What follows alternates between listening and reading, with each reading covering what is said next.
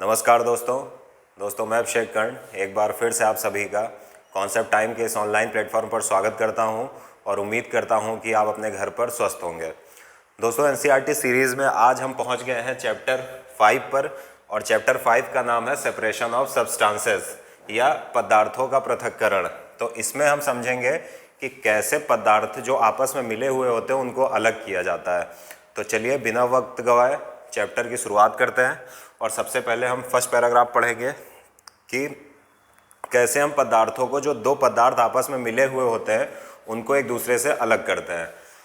तो अगर हम पहली लाइन देखें तो लिखा है किसी पदार्थ का उपयोग करने से पहले हम उसमें मिश्रित हानिकारक तथा अनुपयोगी पदार्थों को अलग करते हैं। जैसे चावल बनाने से पहले क्या करना, उससे पत्थर को अलग करना।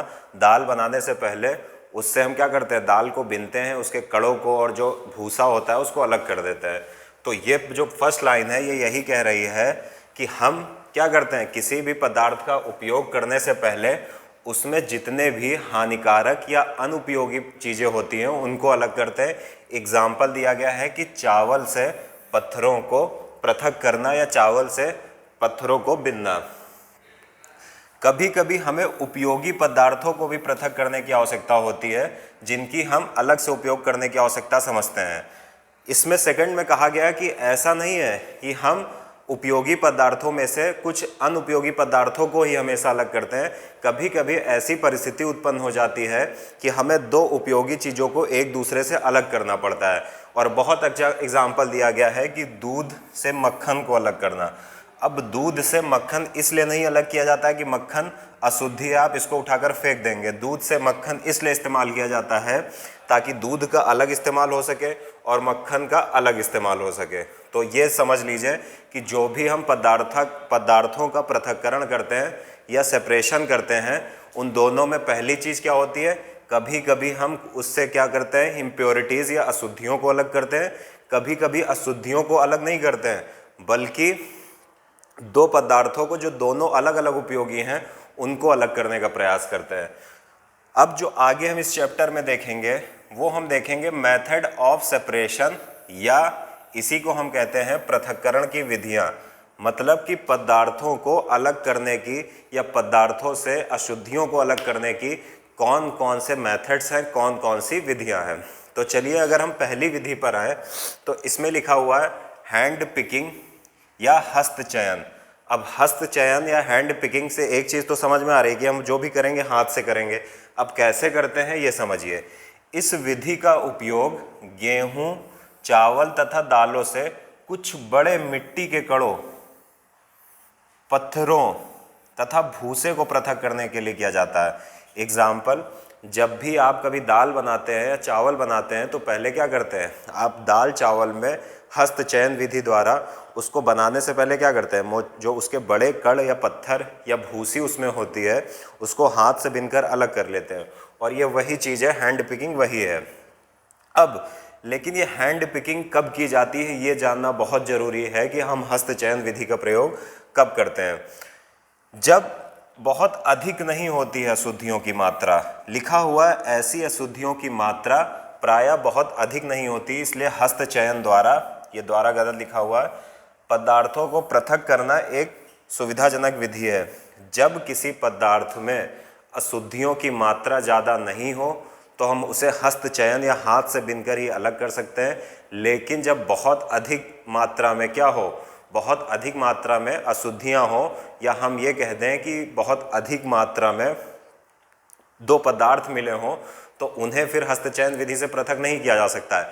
एग्जाम्पल अगर मैं कह दूं कि आप देखते हो कि आप जब मोरंग मंगाते हो घर बनाने के लिए तो मोरंग में छोटे छोटे पत्थर होते हैं और बहुत सारे पत्थर होते हैं। तो उसके लिए आप क्या करते हो, उसको आप हाथ से नहीं बीन सकते हो। उसके लिए आप क्या करते हो, उसके लिए एक नेक्स्ट प्रोसेस यूज़ करते हो जिसे हम कहते हैं चालना या चालन। आप उसको जाली में डालकर हिलाते हो और वो क्या होता है, बड़े कण ऊपर रह जाते हैं और क्या होगा, मोरंग नीचे चली जाएगी। तो हस्त चयन के लिए ज़रूरी क्या है कि अशुद्धि बहुत अधिक ना हो, क्योंकि बहुत अधिक अशुद्धि होगी तो मनुष्य के लिए बोझिल काम हो जाएगा। इसलिए ये हो गई क्या, हैंड पिकिंग मेथड या हस्त चयन विधि। अब जो दूसरा मेथड है वो जानना बहुत ज़रूरी है। क्यों जानना ज़रूरी है, क्योंकि आपने अपने गांव में अक्सर इस विधि का प्रयोग होते ज़रूर देखा होगा। अब ये क्या होती है ये समझिए। थ्रेसिंग मेथड नंबर 2 पर दिया गया है थ्रेसिंग। अब ये होता क्या ये समझिए। सूखे पौधों की डंडियों से अन्य कणों, ये अन्य कण नहीं होगा, ये होगा अन्य कणों, टाइपिंग मिस्टेक है थोड़ी सी। अन्न कणों अथवा अनाज को पृथक करने के प्रक्रम को थ्रेसिंग कहते हैं। आपने अक्सर देखोगे खेतों में जब कटाई होती है फसल की, तो उसके क्या होता है, जो फसल होती है उसको काट के लिटा के रख दिया जाता है। उसके बाद पूरी फसल को इकट्ठा कर लिया जाता है। उसके बाद हम थ्रेसिंग करते हैं। थ्रेसिंग कैसे होती है ये समझिए। जो पौधों की डंडियाँ होती, डंडियों को पीट कर, आपने अक्सर देखा होगा कि किसान जब खेतों को काटते हैं, फसलों को काटते हैं, तो उसका एक गुच्छा बनाकर उसको ज़मीन पर पटकते हैं। तो उससे क्या होता है कि जो भी क्या होगा, अगर गेहूं का पौधा है तो गेहूं अलग हो जाएगा। और यही ये कह रहा है कि पौधे की डंडियों को पीटकर, या फिर कभी कभी बैलों की सहायता से भी आपने देखा होगा गांव में जो दालें होती है, जैसे मूंग हो गई या उड़द हो गई, तो वहाँ पर किसकी सहायता से होता, बैलों की सहायता से भी की जाती है। लेकिन बड़े पैमाने पर अब थ्रेसिंग मशीनों का भी उपयोग किया जाता है, यानी अन्न के ये कण हैं, इनको अलग करने के लिए पौधे से अब व्यापक तौर पर जहाँ पर कृषि बहुत अधिक हो रही है, वहाँ पर ये दोनों चीज़ों से संभव नहीं है। और काहे से का प्रयोग किया जाने लगा है, मशीनों का प्रयोग थ्रेसिंग के लिए किया जाने लगा है।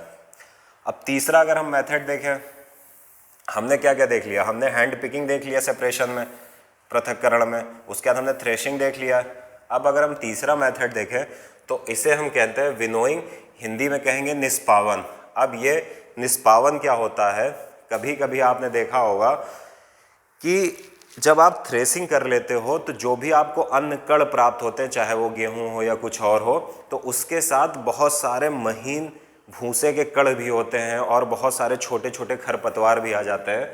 अब उसको कैसे अलग करते हैं, उसके लिए हम विनोइंग या निष्पावन का एक नाम है, इसका प्रयोग करते हैं। आपने ये क्रिया होते तो देखी होगी, लेकिन आप इसका नाम नहीं जानते होंगे, तो चलिए आज हम देख लें क्या होता है। इसमें क्या करते हैं, पवनों अथवा वायु के झोंकों द्वारा मिश्रण से भारी तथा हल्के अवयवों को पृथक करने में किया जाता है। इसमें क्या होता है कि एक डलिया लेते हैं, डलिया में जो थ्रेसिंग हुआ अनाज है जिसमें भूसा भी मिला हुआ है, उसको भर लेते हैं और फिर वायु की दिशा में उसको धीरे धीरे हिलाते रहते हैं। इससे क्या होता है कि जो अनाज के भारी कण होते हैं वो वहीं पर गिर जाते हैं, लेकिन जो भूसी होती है छोटी छोटी, वो हवा के साथ उड़कर दूर निकल जाती है। तो ये यही मेथड है।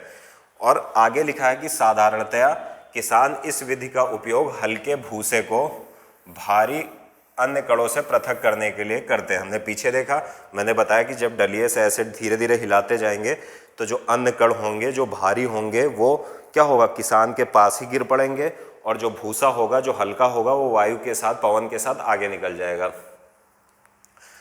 अब वही बात लिखिए जो मैं बार बार बोल रहा हूँ, भूसे के हल्के कण पवन के साथ उड़कर दूर एकत्र हो जाते हैं, जबकि भारी अन्य कण पृथक होकर निष्पावन प्लेटफॉर्म का मतलब कि जो कोई क्या कर रहा है, विनोइंग कर रहा है, निष्पावन कर रहा है, वही प्लेटफॉर्म उसी के पास एक ढेर बना लेते हैं। तो ये मेथड विनोइंग हो गई।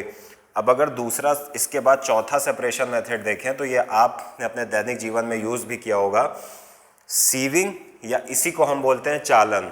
अब इसके लिए सबसे ज़रूरी चीज़ क्या है, सबसे ज़रूरी चालन के लिए यह है कि चालन विधि का उपयोग मिश्रण के दो ऐसे, ध्यान दीजिएगा थोड़ा सा, एक मिनट, चालन विधि का जो हम प्रयोग करते हैं वो मिश्रण के दो ऐसे अवयव जिनके आकार में अंतर हो। ये देखिए ध्यान से थोड़ा, ये ज़रूरी है कि हम चालन विधि से किसी भी मिश्रण के दो ऐसे अवयवों को पृथक कर सकते हैं जिनके आकार में अंतर हो, जैसे आटा और चोकर। आटा और चोकर क्या होता है, आटा महीन होता है, तो जब आप उसको क्या करेंगे, चालेंगे, तो आटा नीचे गिर जाता है। चोकर चूंकि भारी है, या सॉरी बड़ा है, भारी तो नहीं होता है लेकिन बड़ा होता है, मैंने गलत बोला, तो बड़ा होगा तो क्या होगा, जो आपकी चलनी होगी उसके ऊपर इकट्ठा हो जाएगा। इसी तरह जब घर निर्माण या कंस्ट्रक्शन वर्क होता है तो उसमें क्या आप देखते होंगे कि मोरंग को चालने के लिए क्या करते हैं, एक लोहे की बड़ी सी चालनी होती है और उसके ऊपर मोरंग को डालते हैं और हिलाते हैं, तो मोरंग छन कर नीचे चली जाती है और जो बड़े कण होते हैं, जो स्टोन होते हैं, ठीक ठाक मतलब उनका माप होता है, वो उसी चालनी में ऊपर रह जाते हैं। तो चालन विधि का प्रयोग इन सब कामों में होता है।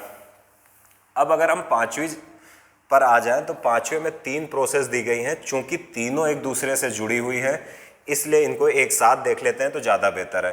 पहला सेडिमेंटेशन, पहला कौन सा है? सेडिमेंटेशन। दूसरा डिकेंटेशन, तीसरा फिल्ट्रेशन। अब सेडिमेंटेशन को हिंदी में अवसादन कहते हैं, डिकेंटेशन को निस्तारण कहते हैं और फिल्ट्रेशन को निस्यंदन कहते हैं। यहाँ अंक की बिंदी लगेगी, थोड़ा सा मिस्टेक है टाइपिंग। तो चलिए अब देख लेते हैं। सबसे पहले ये जानिए कि सेडिमेंटेशन या अवसादन क्या होता है। आप जब दाल या चावल बनाते हैं तो दाल चावल में बहुत छोटी छोटी सी धूल कण लगे होते हैं। उन धूल कणों को आप हाथ से बीनकर नहीं अलग कर सकते हो, क्योंकि दाल और चावल के प्रत्येक कण में वो लगे होते हैं। उसको अलग करने के लिए सेडिमेंटेशन और डिकेंटेशन बहुत ज़रूरी है। अब इसको पढ़ लेते हैं क्या होता है। जब आप चावल या दाल में जल डालते हैं, चावल या दाल में आप जल डालेंगे, तब उन पर चिपकी हुई अशुद्धियाँ जैसे धूल के कण पृथक हो जाते हैं या अशुद्धियाँ जल में चली जाती हैं। जब आपने पानी डाला तो जो भी धूल के कण चिपके हुए थे वो उससे अलग होकर जल में चले जाते हैं। मिश्रण में जल मिलाने पर भारी अवयवों के नीचे तली में बैठ जाने के प्रक्रम को अवसादन कहते हैं। जब आप दाल में जल डालते हो, कच्ची दाल में जब आप जल डालते हो तो आप देखते हो कि जो अशुद्धियाँ चिपकी थी वो ऊपर हो गई और दाल या चावल के जो भारी कण हुए वो कैसे हो गए? वो नीचे बैठ गए। और नीचे बैठने को ही क्या बोलते हैं? सेडिमेंटेशन या अवसादन कहते हैं। जो यहाँ पर दिया है कि मिश्रण में जल मिलाने पर भारी अवयवों के नीचे तली में बैठ जाने के प्रक्रम को अवसादन कहते हैं। अवसादित मिश्रण को बिना हिलाए जल को मिट्टी सहित उड़ेलने की क्रिया को निस्तारण कहते हैं। जब आप दाल की ऐसे सफाई करते हो, उसमें पानी डाल देते हो, दाल या चावल के जो छोटे छोटे महीन मिट्टी के कण या अशुद्धियाँ लगी होती हैं, जब वो जल में ऊपर आ जाते हैं तो फिर आप निस्तारण या किसके द्वारा? डिकेंटेशन के द्वारा उसको अलग करते हो। कैसे? आप धीरे से उस दाल तली में रहती है, उसको धीरे से पानी गिराने का प्रयास करते हो।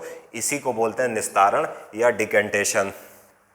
अब ये कह रहा है कि यही सिद्धांत ऐसे द्रवों के मिश्रण को पृथक करने में भी उपयोग में लाया जाता है जो आपस में मिश्रित नहीं होते हैं। कहा जा रहा है कि ये जो डिकेंटेशन का सिद्धांत है, ये ऐसे द्रवों को अलग करने में भी प्रयोग लाया जाता है जो आपस में मिश्रित नहीं होते हैं। जैसे कभी आप जल में सरसों का तेल डाल दीजिए तो आप देखोगे कि सरसों का तेल और जल दो अलग अलग परतें बना लेते हैं, जिससे क्या होगा? आप निस्तारण द्वारा आप क्या करोगे? जल और तेल को अलग कर लोगे। वो यही बात कह रहा है।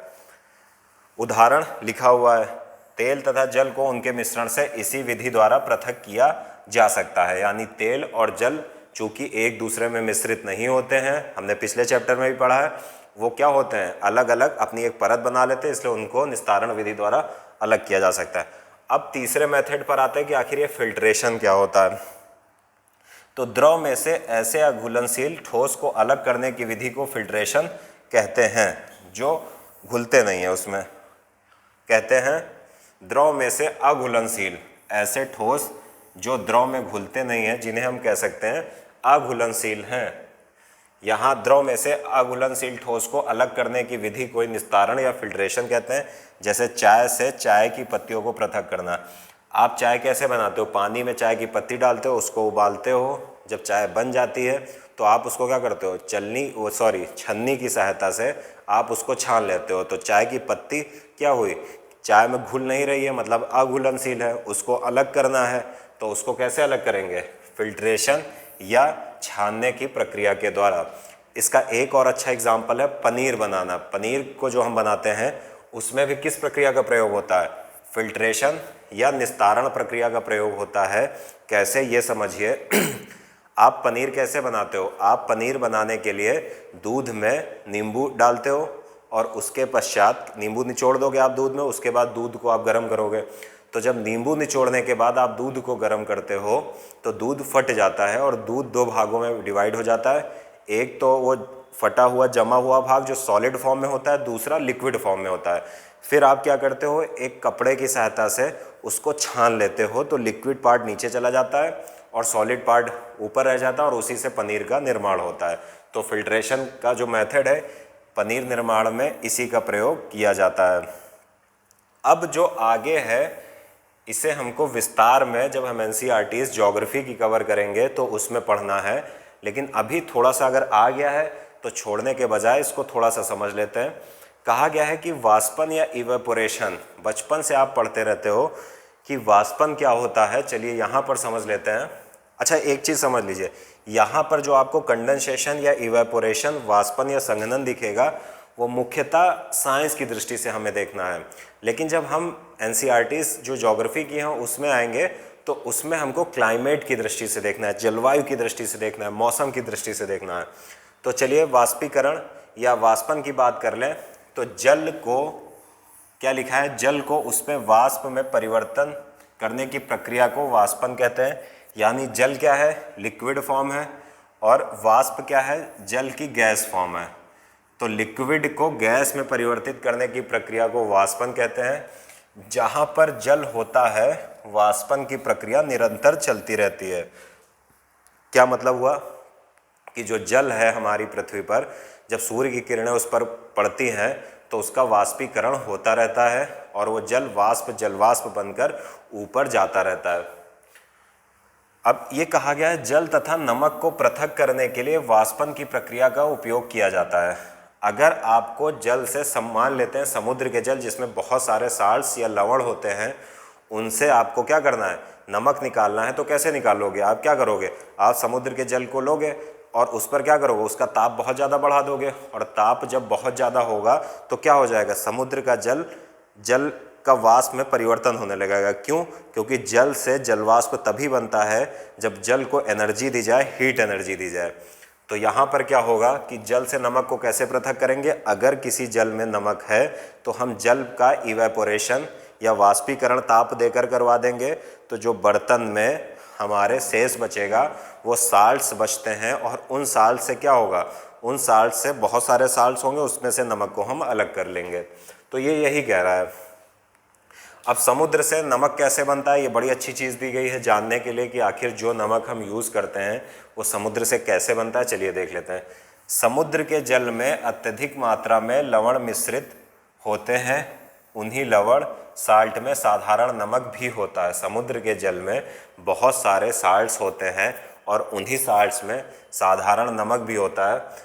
जब समुद्र के जल को बड़े बड़े उथले गड्ढों में भरकर छोड़ दिया जाता है, आप देखोगे नमक कैसे बनता है कि समुद्र के पास गड्ढे बनाकर उसमें समुद्र के जल को भरने दिया जाता है, उसके बाद उसको छोड़ दिया जाता है। जब सूर्य की किरण पड़ेगी उस गड्ढे पर समुद्री जल के, समुद्र के पास, तो जल का वाष्पीकरण हो जाएगा और बचेगा क्या, बहुत सारे साल्ट्स। सूर्य के प्रकाश में जल गर्म होकर वाष्पन द्वारा धीरे धीरे वाष्प में बदलने लगता है तथा ठोस लवण नीचे बच जाते हैं। जो मैंने बोला था वही लिखा हुआ है। तत्पश्चात इन लवणों के मिश्रण का शोधन करके साधारण नमक प्राप्त किया जाता है।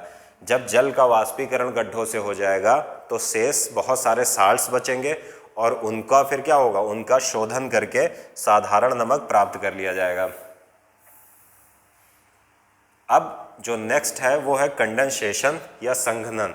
अब संघनन क्या होता है, जो जल का वाष्पीकरण होता है सूर्य के प्रकाश से, तो जल क्या हुआ, जो पहले लिक्विड फॉर्म में था, वाष्पीकरण के परिणाम स्वरूप किस फॉर्म में आ गया, गैस फॉर्म में आ गया।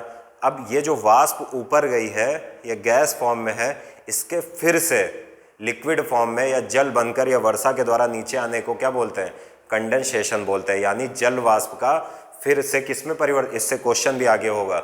यानी जल से वाष्पीकरण हुआ, जल वाष्प ऊपर गई, ये जल वाष्प जल का गैसीय रूप है, और यही गैसीय रूप जब फिर से लिक्विड रूप में परिवर्तित हो जाएगा या हिम सॉलिड रूप में, यानी ये जो वाष्प ऊपर जाती है ये क्या होती है, या तो ये बर्फ बनेगी या फिर ये फिर से जल बन जाएगी।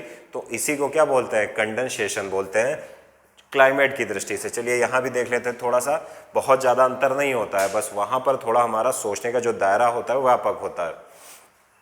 इस विधि से नमक और जल को पृथक किया जाता है। ये बड़ी अच्छी लाइन है, इसको अगर आप समझ पाओ तो।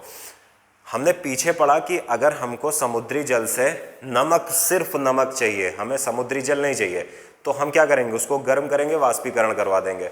लेकिन अगर एक नमक और जल का मिश्रण है और उस मिश्रण से हमको नमक भी चाहिए और जल भी अलग अलग चाहिए, तो उसके लिए क्या करेंगे, ये समझ लीजिए कि अगर ये जो नमक और जल का मिश्रण है, इससे हमको किसी भी चीज़ को बर्बाद नहीं करना है। हमको नमक अलग बर्तन में चाहिए और जल अलग बर्तन में चाहिए।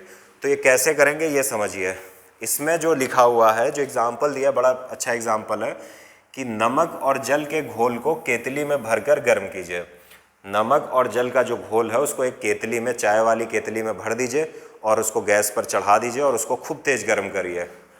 अब आप क्या देखोगे कि भट्ठी पर जो केतली रखी है, जब वो गर्म हो जाएगी, उसके बाद क्या होगा, जो जब गर्म होगी तो क्या होगा, जल जो होगा वो जलवाष्प बनने लगेगा और केतली का जो, जिससे चाय डाली जाती है कप में, उससे निकलना शुरू हो जाएगी। लेकिन यहाँ पर करना क्या है कि एक धातु की प्लेट लीजिए जिस पर कुछ बर्फ रखी हो। मतलब अगर मैं डायग्राम बनाऊं, मैं कह रहा हूं कि ये केतली हो गई, ऐसे केतली मान लेते हैं, बहुत अच्छी नहीं बनेगी लेकिन ठीक है, ये केतली हो गई। नीचे क्या चल रहा है, नीचे एक भट्ठी चल रही है और इस केतली को हम गर्म करते हैं और केतली में लिक्विड है जिसमें नमक घोल है, नमक और जल का घोल। अब क्या होगा, जब हम इसको गर्म करेंगे तो इस केतली से जल जलवाष्प में बदलकर निकलने लगेगा इसकी नली से। अगर हम यहाँ पर एक प्लेट लगा दें और इस प्लेट के ऊपर बर्फ़ रख दें, बर्फ़ के टुकड़े रख दें बड़े बड़े, अब क्या होगा ये समझिए। ये जो लिखा हुआ है ये डायग्राम से समझिए। प्लेट को केतली की टोटी के ठीक ऊपर पकड़िए। केतली की टोटी ये है, प्लेट को हमने ठीक ऊपर पकड़ लिया, ठीक है। केतली के सारे जल को भाप में बदलने दीजिए। हम गर्म कर रहे हैं, हम जल को भाप में बदलने दे रहे हैं। अब भाप बर्फ से ठंडी की गई प्लेट के संपर्क में आती है। अब ये जो भाप निकल रही है, जो गर्म है, वो क्या होगा, इस प्लेट में जिसके ऊपर बर्फ रखी हुई है उसके संपर्क में आएगी। और जैसे ही ये जो भाप है, जलवाष्प है, ये इस प्लेट के संपर्क में आएगी जिसके ऊपर क्या रखा हुआ है, बर्फ के टुकड़े रखे हैं, तो वह संघनित होकर द्रव जल में बन जाती है। इसका मतलब क्या हुआ, अगर हम बहुत ज़्यादा डीप जाएं, उतना अभी क्लास 6 में जाने की ज़रूरत नहीं है। जब हम ज्योग्राफी क्लास 11 की पढ़ेंगे तो उसमें विस्तार से चर्चा करेंगे कि संघनित क्यों होती है, रिलेटिव ह्यूमिडिटी क्या होती है, क्यों टेम्परेचर अगर कम कर दे तो रिलेटिव ह्यूमिडिटी 100% हो जाती है और कंडेंसेशन हो जाता है। वो सब आगे की चीज़ें हैं। बस इतना जान लीजिए कि जो भाप होती है, जो पानी को गर्म करके जो भाप बनती है, अगर उसको हम ठंडा कर दें, अगर हम उसको ठंडा कर दें, क्योंकि यहाँ पर हम जब जल को हीट एनर्जी दे रहे हैं, उसमें भी एक प्रकार की ऊर्जा है, और यहाँ पर हम क्या कर रहे हैं, इस बर्तन केतली को हम क्या कर रहे हैं, हीट एनर्जी दे रहे हैं। तो जल क्या हुआ, जल एनर्जी पाकर वाष्प में बदल गया, गैस फॉर्म में बदल गया। अगर इसका मतलब क्या हुआ, जो भी प्रोसेस हुआ है वो ताप के कारण हुआ है। अब ये जब भाप यहाँ से निकलेगी, अगर हम इस ताप को कम करें तो सीधी सी बात है, पहले जब ताप कम था तो ये जल वाष्प जल थी, जब ताप बढ़ गया तो ये जल क्या हुआ, जलवाष्प बन गया। अगर अब हम फिर से इस जलवाष्प का ताप कम कर दें तो ये जलवाष्प क्या होगी, फिर जल बन जाएगी, क्योंकि कम ताप पर जल बनता है। वही यहाँ पर लिखा हुआ है। और रिलेटिव ह्यूमिडिटी वाला कॉन्सेप्ट जो है, हम वो 11th में जब वो कॉन्सेप्ट आएगा तब पढ़ेंगे डीप जाकर। अब जैसे ही ये भाप निकलेगी और ये बर्फ़ रखी प्लेट से टकराएगी, तो भाप का मतलब जिसमें ताप है वो ठंडी होगी, और जैसे ही भाप ठंडी होती है उसका कंडेंसेशन हो जाता है और वो क्या बन जाती है, वो वाष्प से फिर से, यानी गैस फॉर्म से फिर से लिक्विड फॉर्म में आ जाएगी, वाष्प से फिर से क्या बन जाएगी, जल बन जाएगी। अब यहाँ पर एक छोटी सी डिफिनीशन लिखी हुई, इसको याद रखिएगा। जल वाष्प से, जल वाष्प यानी भाप से उसकी द्रव अवस्था में परिवर्तित होने की प्रक्रिया को ही क्या कहते हैं, यानी जल वाष्प, जो कि कौन सी फॉर्म है, जो एक गैस फॉर्म है, गैस फॉर्म से उसकी द्रव अवस्था में, यानी गैस के जल के फिर से लिक्विड फॉर्म में आने या परिवर्तित होने की प्रक्रिया को ही संघनन कहते हैं या कंडेंसेशन कहते हैं। इसका यूज़ तब किया जाता है जब मान लेते हैं कि किसी घोल में हमको दोनों चीज़ें प्राप्त करनी है। जैसे जल और नमक के घोल में हम क्या करते हैं, अगर हमको दोनों चीज़ें प्राप्त करनी है तो हमको कंडेंसेशन कराना पड़ेगा, और अगर हमको जल नहीं प्राप्त करना है, सिर्फ नमक प्राप्त करना है, तो हम वाष्पीकरण करा सकते हैं। अब नेक्स्ट, अगर थोड़ा सा स्लाइड आगे ले लें तो यहाँ पर बहुत अच्छा ये टॉपिक है, can water dissolve any amount of a substance, क्या जल किसी पदार्थ को कितनी भी मात्रा में घोल सकता है। मतलब अगर कोई जल है तो इसका मतलब क्या है कि हम कोई भी पदार्थ उसमें जितनी मात्रा में मनो घोल सकते हैं, ऐसा नहीं है, जल की भी एक लिमिट होती है। पदार्थ को मान लेते हैं, कोई पदार्थ है, कोई नमक है जिसको हम पानी में घोल रहे हैं, तो पदार्थ को द्रव में घोलने से, एक मिनट, पदार्थ को द्रव में घोलने से सॉल्यूशन या विलयन बनता है। जब हम किसी पदार्थ जैसे नमक को जल में घोलते हैं तो जो लिक्विड हमको प्राप्त होता है उसे हम सॉल्यूशन या विलयन कहते हैं। उदाहरण भी दिया हो जैसे जल और साधारण नमक का विलयन। यदि जल में नमक की मात्रा निरंतर बढ़ाई जाए तो एक सीमा के पश्चात नमक घुलना बंद हो जाएगा।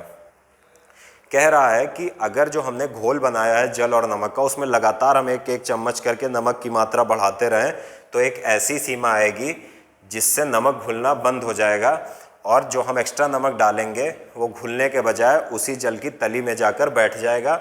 और ऐसी कंडीशन जिसमें जल क्या कर रहा है, जो भी उसकी अधिकतम घोलने की क्षमता है उसको प्राप्त कर लेता है, तो ऐसे विलयन को हम क्या कहेंगे, संतृप्त विलयन, या इसे ही हम कहते हैं इंग्लिश में सैचुरेटेड सॉल्यूशन। सैचुरेटेड सॉल्यूशन में हम और अधिक कोई भी पदार्थ नहीं घोल सकते हैं क्योंकि उसकी जितनी भी घोलने की क्षमता थी वो पूरी हो चुकी। इसका सबसे अच्छा एग्जाम्पल आप खाने के तौर पर ले सकते हो। जैसे आप जब खाना खाते हो तो आप अगर मैक्सिमम खा लो तो आप क्या हो जाएगा, आप जब मैक्सिमम खा लोगे तो क्या हो जाएगा, उस मतलब हो गया कि आप सैचुरेटेड हो चुके हो, इससे आगे आपको और भी खाने की ज़रूरत नहीं है। यदि आपको कोई देगा तो आप नहीं खा पाओगे। अगर आपने लगातार, मान लेते हैं कि आपको केले खिलाए जा रहे हैं और आपकी क्षमता है 10 केले खाने की और 10 आपने खा लिया, लेकिन फिर भी आप से कोई कह रहा है कि अरे बेटा 2 और केले खा लो, तो इसका मतलब क्या हो रहा है, आप सैचुरेटेड हो और उसके बाद अगर आपको केला खिलाया गया तो आप उसको मुंह से बाहर फेंक दोगे। तो यही क्या है, यही हो गया संतृप्त विलयन। मैक्सिमम जो ग्रहण करने की क्षमता थी वो पूरी हो चुकी है, केले जो खाने की क्षमता थी वो पूरी हो चुकी है। लेकिन क्या कोई ऐसा उपाय है जिससे हम इस विलयन की जो ग्रहण करने की क्षमता है उसको और बढ़ा दें? तो कैसे बढ़ाएंगे ये समझिए, टेम्परेचर बढ़ाकर। किसी पदार्थ के विलयन को गर्म करने पर उसमें और अधिक पदार्थ घोला जा सकता है। मान लिया कोई नमक और जल का सैचुरेटेड विलयन है, संतृप्त विलयन है, उसको हम गैस पर चढ़ा दें और उसका तापमान बढ़ाएं, तो तापमान बढ़ाने से क्या होगा कि जो अणु होंगे, मॉलिक्यूल्स होंगे, उनके बीच की दूरी बढ़ेगी। क्यों बढ़ेगी? क्योंकि हम उसको हीट एनर्जी, उष्मा ऊर्जा गैस जलाकर दे रहे हैं, और जैसे ही अणुओं में ऊर्जा मिलती है तो सीधी सी बात एनर्जी आपको मिलती है, ग्लूकोज पी के आप भागना शुरू कर देते हो। वैसे ही जब अणुओं को एनर्जी मिलती है तो वो भी एक दूसरे से दूर जाने लगते हैं। तो जो अणु, मान लेते हैं ये दोनों मॉलिक्यूल्स या अणु हैं जो पहले नज़दीक नज़दीक थे, जैसे उनको हीट एनर्जी मिली तो वो क्या होंगे, दूर दूर जाने लगेंगे, गति करने लगेंगे। तो इससे क्या होगा कि अणुओं के बीच में खाली जगह बन जाएगी और उस जगह में हम और भी ज़्यादा नमक घोल सकते हैं। और वही ये लाइन, एक लाइन जो लिखी तो सिंपल लाइन है लेकिन उसमें बहुत कुछ छिपा हुआ है, जो मैंने आपको बताया कि गर्म करेंगे तो अणुओं के बीच की दूरी बढ़ेगी। ये हमने चैप्टर 5 भी देख लिया। चलिए हम इसके MCQs कर लेते हैं, क्योंकि क्वेश्चन करना बहुत ज़रूरी है कि आपने को कितना समझ में आया ये जानने के लिए। पहला क्वेश्चन कह रहा है कि पदार्थों के पृथक्करण के संदर्भ में निम्नलिखित कथनों पर विचार करें। पहला स्टेटमेंट क्या है, पृथक्करण द्वारा हम केवल लिखा हुआ हानिकारक अशुद्धियों को अलग करते हैं। ऐसा नहीं है, पृथक्करण के द्वारा हम 2 पदार्थों को भी अलग करते हैं, और ऐसा नहीं कि दोनों अशुद्धियाँ होती है, एक अशुद्धि होती है। कभी कभी दोनों ही उपयोगी होती हैं और दोनों का महत्व होता है। जैसे हम दूध से मक्खन को अलग करते हैं, तो इसका मतलब ये गलत हो गया फर्स्ट स्टेटमेंट।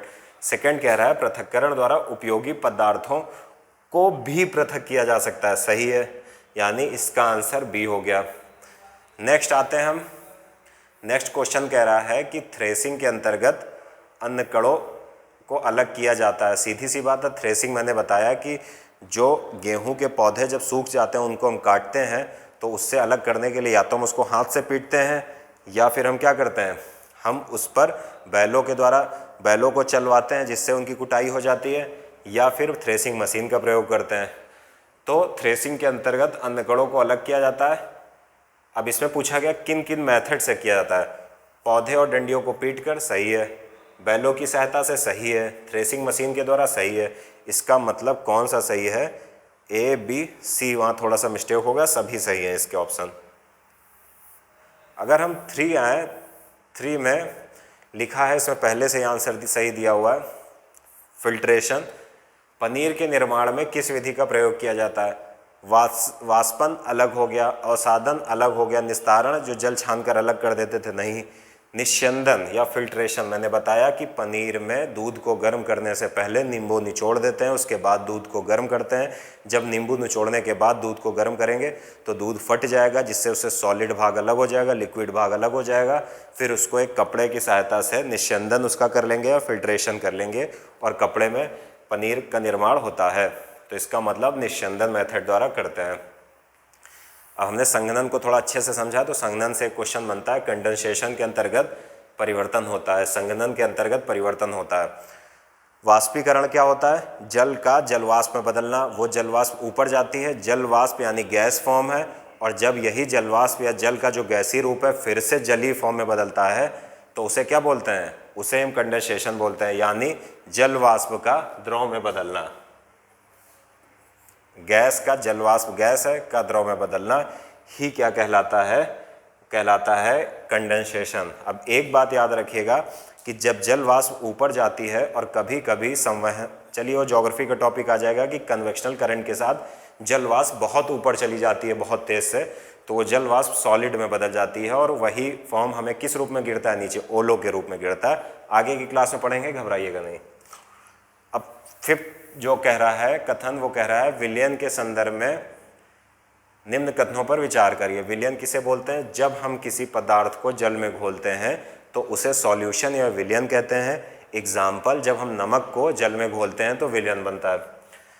पहला जो कथन है वो पहला स्टेटमेंट कह रहा है किसी द्रव में पदार्थ की एक निश्चित मात्रा मिलाई जा सकती है, सही है। जब पदार्थ संतृप्त हो जाता है फिर उससे ज़्यादा उसकी मात्रा किसी पदार्थ की उस जल में नहीं मिलाई जा सकती है, सही है। दूसरी चीज़ क्या कह रहा है? किसी पदार्थ के विलयन को गर्म करने पर उसमें और अधिक पदार्थ घोला जा सकता है। विस्तार से मैंने बताया कि जब हम गर्म करते हैं तो अणुओं के बीच की दूरी बढ़ जाती है और उनके बीच में स्पेस आ जाता है, और उस स्पेस में हम और भी पदार्थ की मात्रा मिला सकते हैं। तो इसका मतलब दोनों सही हैं।